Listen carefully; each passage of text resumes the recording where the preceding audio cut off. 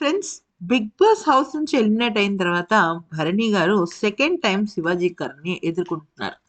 అయితే నిజానికి ఒక ఎవరైనా సరే రీఎంట్రీ 2 టైమ్స్ అయితే ఖచ్చితంగా వాళ్ళ ఇంటర్వ్యూ అనేది చాలా ప్రెషియస్‌గా ఉంటుంది. ఎందుకంటే ఎలిమినేట్ అయిన తర్వాత శివాజీ గారిని ఎదుర్కోవాలి. ఇవన్నీ కూడా మనిషికి తెలిసినవే. అయితే ఫస్ట్ టైమ్ ఎలిమినేట్ అయిపోయినప్పుడు భరణి గారికి ఒక క్లారిటీ లేదు. ఆయన ఎందుకు ఎలిమినేట్ అయ్యారు? అసలు దేనివల్ల అయ్యారు?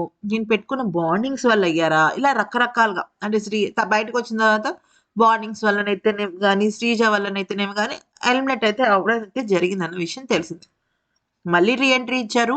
ఆట మార్చారు. కానీ మళ్ళీ శివాజీ గారు మీరు బాండింగ్స్ వల్లే బయటకొచ్చారు కదా! మళ్ళీ అదే బాండింగ్స్ మీరు 'బిగ్ బాస్' హౌస్‌లోకెళ్ళిన తర్వాత ఎందుకు పెట్టుకున్నారు? ముఖ్యంగా తనూజతో ఎందుకు ఇంకా ఆ బాండింగ్‌ని ఏర్పాటు చేశారంటే, దానికి సీరియస్ అయ్యారు భరణి గారు.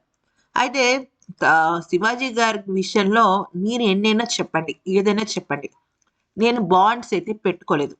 మీకు గుర్తుందో లేదో, ఒకానొక టాయ్స్ టాస్క్‌లో నన్ను అటు దివ్య, ఇటు తనుజ ఇద్దరు నామినేట్ చేశారు.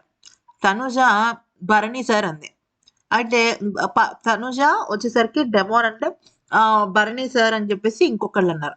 సో, భరణి సార్ గురించి తను నాకు పాయింట్స్ చెప్పింది. అంటే ఇండైరెక్ట్‌గా తను కూడా నాతో డిబేట్ చేసింది, డిఫెండ్ చేసింది, అంతా చేసింది. అయితే నేనైతే మాత్రం తనుజ విషయంలో ఇంకా బాండింగ్స్, సేఫ్ గేమ్ ఆడాను అంటే మాత్రం ఒప్పుకునేది లేదు. కేవలం తనుజ విషయంలోనే కాదు. నేను దివ్య విషయంలో కూడా సేఫ్ గేమ్ ఆడలేదు. 8థ్ వీక్ నుంచి నా ఆట మారింది. నేను ఆలోచించే విధానం మారింది. ఇక నేను ఈరోజు బయటకొచ్చేసాను అంటే, బహుశా నాకన్నా బాగా ఆడిన వాళ్ళు 'బిగ్ బాస్' హౌస్‌లో ఉండుండొచ్చు. అలా అని నేను ఆడలేదని కాదు అంటూ చాలా సీరియస్ అయ్యారు. అంటే సీరియస్ అవ్వడం అంటే ఆయన్ని ప్రతిసారి మీరు బాండింగ్ పెట్టుకోవడం వల్లే బయటకొచ్చేసారు అంటే, నేను బాండింగ్ పెట్టుకోలేదు. నేను తప్పుని తప్పని చెప్పాను. ఒప్పుని ఒప్పని చెప్పాను. అంటే అప్పుడు శివాజీ గారు అడిగారనమాట.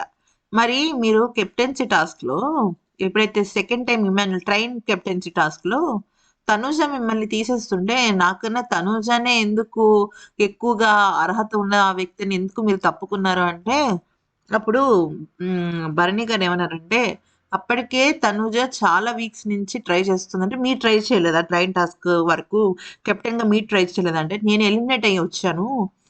తను ఎలిమినేట్ అవ్వకుండా 1 వీక్ తను ఆ ఒక్క అడ్వాంటేజ్ తీసుకుంది. నెక్స్ట్ తను కెప్టెన్ అయితే మేబీ నన్ను తను సపోర్ట్ చేస్తుంది అన్న చిన్న ఇదైతే నాకుంది.